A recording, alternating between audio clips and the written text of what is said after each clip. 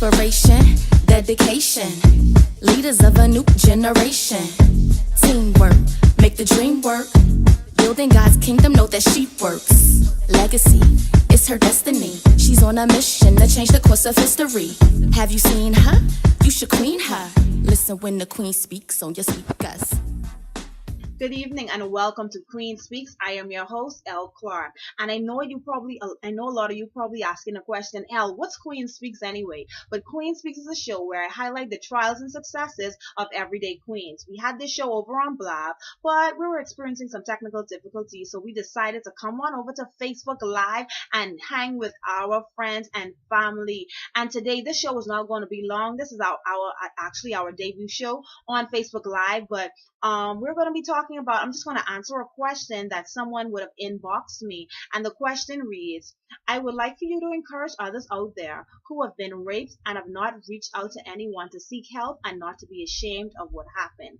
I know a lot of you probably may know my story. You know, I was a detective, who investigated rape when one day I found myself on the opposite side of the interview table. I was no longer the detective or the investigator. I then switched and I was now the victim. That incident happened in 2005 and then now in 2016, rather 2015, but coming into 2016, I was able to speak up about it. The Holy Spirit would have given me the release to say, you know what, Linnell, I really need you to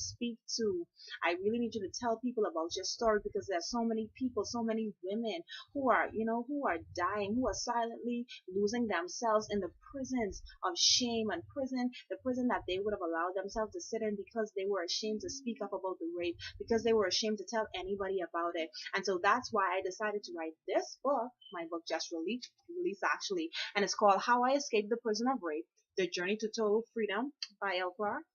And this book, is a very short book. It's a 5-chapter book, but I believe that it's very powerful.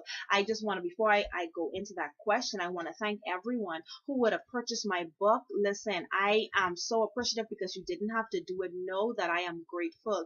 And if you would have been blessed by that book, and you know someone who would be blessed by that book, I would ask you to, pass it on. Let's pass it on.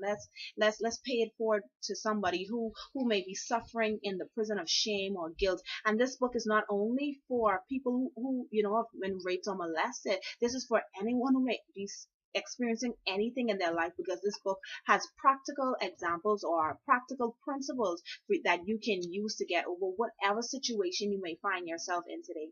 And I want to read one of my chapters, well, a part of one of my chapters, and it is chapter 3, and the title of chapter 3 is Rehabilitation.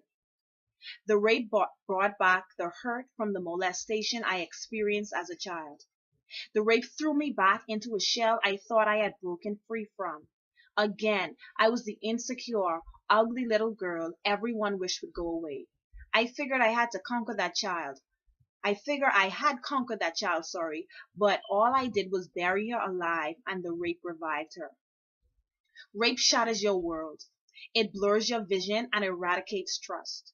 It forces you to believe that everyone wants something from you and are against you. There is guilt, because somewhere among the broken pieces, the thought that you must have done something to contribute to the rape attacks your mind. Statistics indicate that survivors of sexual assault are 3 times more likely to suffer from depression, 6 times more likely to suffer from post-traumatic stress disorder, 13 times more likely to abuse alcohol, 26 more times likely to abuse drugs, 4 times more likely to contemplate suicide. Everyone deals with rape differently. The way I coped with the shame of rape was to shop. I shopped until I found myself buried in a sea of debt. I bought expensive bags and jewelry as an attempt to regain the value I thought I lost. As far as I was concerned, whether this was true or not, people were waiting for me to have a mental breakdown. So I covered up my hurt with David Yurman jewelry, Andoni and Burke purses, MAC cosmetics, and courtesy smiles, all to give those who prayed for my demise an instant heart attack to see that how I was still standing. In doing this, I was emptying my pocketbooks and bank accounts to please people who didn't even care about me.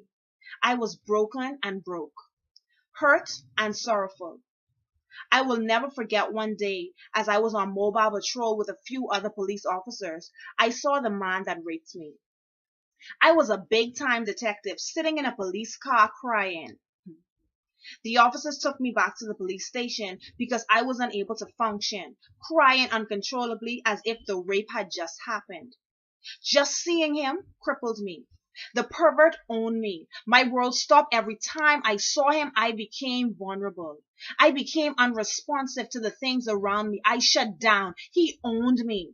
I did everything I was told to do. I spoke with a representative from the Women's Crisis Center.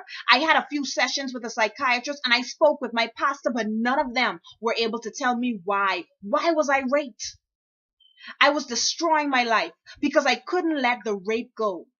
I didn't want to forgive him. He raped me. He was wrong. He committed a criminal offense, and he didn't deserve my forgiveness. But while I was shut up in the prison of fear, double locking my doors with security all around me, he was living free. I probably didn't even cross his mind, while all I could think about was him. I tortured myself in the prison he should have been in, while he roamed free. When will it end? I asked myself over and over again. How will I bounce back from the pain within? It is said that the manufacturer is the best choice when it comes to making repairs on its model or creation. So after 5 years of walking dead, I decided to give God a real try. I had tried it all. I tried to cover up the hurt I felt with material things and relationships, but none of them brought me real satisfaction. They were temporary fixes.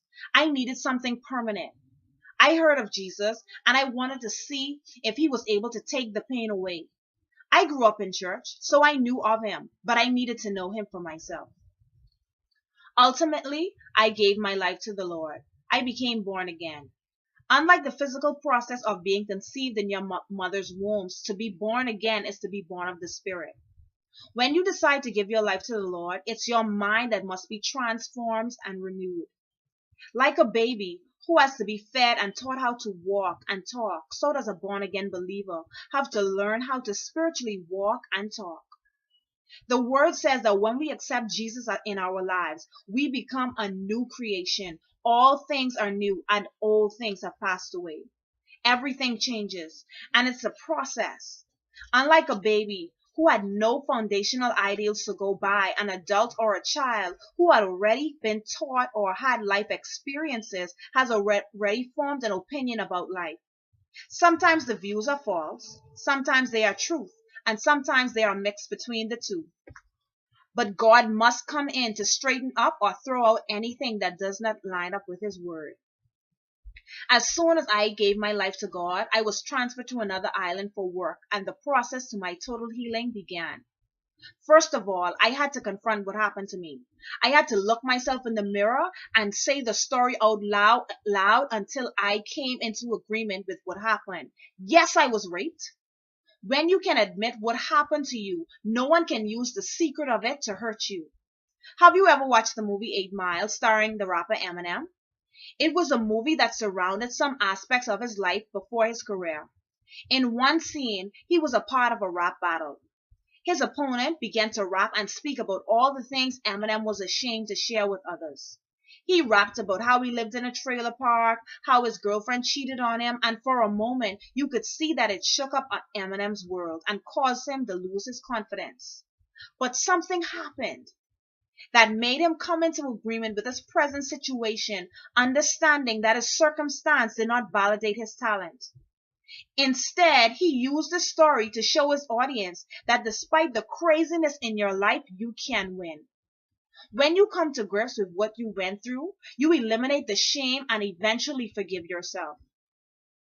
After I had forgiven myself, it was now time to face the real music. Could I forgive the man that raped me? It's funny how we ask God for forgiveness for our sins and expect him to forgive us, but we can't forgive others when they have wronged us. Unforgiveness is a blockage that hinders your process. It's like a flesh-eating disease that continues to eat away at the flesh unless you get the treatment needed, it continues. Unforgiveness bounds the hands of the Lord from being able to operate in your life. God is love, And it's impossible for him to work where love doesn't abide. Luke 6:37 tells us that we are to forgive others so that we can be forgiven. God showed me that forgiveness is not only for the other person, but for me. The only person that is hurt in the process is the person holding on to the pain. Funny thing is, not forgiving people who have done you wrong block you from your blessings and growth. Forgiveness becomes easier. Forgiveness became easier as I learned its importance. I'm going to skip on to another paragraph. I dug into the Word of God. As I got to know Him more, the chains in my life began to break. We must get beyond the problem of the situation and tap into the purpose of the situation. When I got raped, it made no sense to me. Why would God allow me to be raped? But then I reversed the question and asked, why did God allow me to live? Many people never lived beyond the crime, who never had the chance to heal, but I was. Why? The Bible declares that the Lord will never put more on you than you can bear. So surely this written testimonial is a clear indication that I won. Perhaps the molestation I experienced in my past prepared me for the rape. Maybe the devil intended for all those occurrences to destroy me, but after I had given my life to Jesus, he told me that he would allow everything the enemy used against me to work together for my good. I'm going to end right there. Before you are ever able to tell anybody about the rape, you yourself must admit that that actually happened to you. A lot of times when people are raped, because I'm speaking from experience, we want to act as though it didn't happen. But unlike with some people, they are able to hide it without anyone knowing. But because of my occupation, I was unable to hide it, so everyone knew. It was on the media, it was in the newspapers, people reported it, everyone knew what happened to me, so I was unable to act as though it didn't happen. And even though everyone knew, I still tried in my mind to forget about it. I took showers, I would watch those movies where I saw women who were raped and they would take these long showers and they would be crying, and I always wonder what was the point of that. But the point of it is, it's just an illustration of them trying to, get the scent, get the thought, get the feeling of it off of them. That is their way of trying to cope with what had just happened. And I sat down in the shower so many days crying. I had the shower on, and I don't normally take a shower. I like to take a bath, but I had the shower on because I didn't want anybody to hear me crying. I didn't want anybody to know that I was still hurting from the situation. And trying to forget about what happened wasn't helping me. Because every time someone would say something, or I would watch something, or I would feel like I was unsafe, it would trigger the memory again. And it was as though it was happening again and again and again. The first thing I need for you to do to anyone who has been molested and hasn't spoken up, or to someone who was raped and haven't spoken up, is to look yourself in the mirror right now. Look yourself in this camp. Look yourself in the mirror and scream if you have to. Shout. Scream. Yes, I know it hurts. I know it hurts. I know he's wrong, but you got to scream. You got to let it out. If you have to cry, cry, queen. Cry. Let people know that you are hurting. Yes, it's human to cry. It's an emotion. It doesn't make you any less. It doesn't make you, weak. It makes you human. It let us know that you have a heart, that you care, that you feel. Cry. Let it out. Scream to yourself, and then look yourself in the mirror. And yes, you come into agreement with what happened to you, because that's something that has happened to you. It's not like, saying that I'm not coming to agreement with, we say things so crazy sometimes. We believe in positive affirmation. And so sometimes people say, if I come in agreement with the rape that happened to me, it's like I'm coming in agreement with the enemy. No, that's not the case. You're coming in agreement with the fact. The fact of the matter is, yes, you were raped. But the truth of the matter is, and the truth comes from the Bible, is that, listen, the Bible declares that he will work all things for your good. So before you can tell anyone, the first step I will tell you, the first thing I will tell you to do, queen, is to shout. Shout it out loud. Speak in the mirror. Look yourself in the mirror. Okay, I'm going to look myself in this camera because I don't have a mirror, but this is my mirror because I can see myself. And I'm going to say, yes, Elle was raped. I was raped. Yes, it hurt. It hurt. I was raped in front of my 5-month-old daughter. It hurt me. Jesus, it hurt me. I didn't know. I didn't know if my daughter was going to know her mother. She's only 5 months old. As that knife was being pierced to my throat. And all I could hear was this grudgy voice, turn him up, turn him up. It hurt me. But I am here today to tell you, listen, if God could do it for me, He could do it for you. Listen, dry your tears. Listen, I ain't crying because of the situation. I'm crying because I am grateful to God for allowing me to still be here. There are people who, after the rape, ended up meeting their maker the next day, or within that same moment, I guess.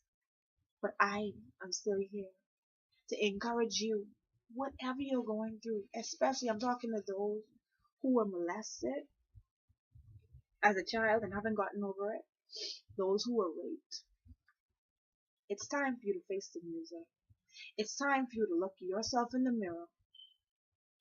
Come to grips with what has happened to you. Scream and know it was not your fault. I don't care what the circumstance or situation surrounding the matter. No means no. And if you said no, that was rape. Queens, I want you guys to be encouraged. I want you to know that I am here for you. I am here praying for you. And I pray today that every wound may be healed. That the pain that you're experiencing because he hit you, or because he raped you, or because your father molested you, your cousin touched you where he shouldn't have been, because they introduced you to sex at a young age and you weren't able to defend yourself and you felt worthless. And because of that, you allow yourself to go spiraling out of control. Today, I come against that spirit, that lying devil, because the devil is a liar, because he's whispering lies in your ears. He's telling you to be ashamed of the rape. You have nothing to be ashamed of. The person that raped you is to be ashamed. Listen, God has called you for such a time as this, and he wants to use you, but he needs you to get over that bitterness. He needs you to dump it. He needs you to dump that bitterness today, because in order for him to use you and to use your story to empower other women, you have to be at a point where, listen, you have to be able to admit what you have been through and no longer allow those wounds to affect you. I want you guys to be encouraged. And we're going to be back every Thursday at 9 p.m. Eastern Standard Time with Queen Speaks. I am your host, Elle Clarke. And again, if you have a question, if you have something that you would like for me to address, you can send me a direct message or you can email me at ellclarkmediagroup.com. ellclarkmediagroup@gmail.com. Yes, and you can also find me at my website at www. I hope that's 3 W's because it sounds like 4. ellclarke.com to find out a little bit more about me. And if you're interested in purchasing my new book, How I Escaped the Prison of Rape, The Journey to Total Freedom, you can purchase it at Amazon.com or you can also find it at Barnes& Noble. I do pray that I would have answered your question. And if you have anything further that you want to ask me, you know what, feel free to ask. I'm just a click away. I am Elle Clarke. And until next time, this is Queen Speaks.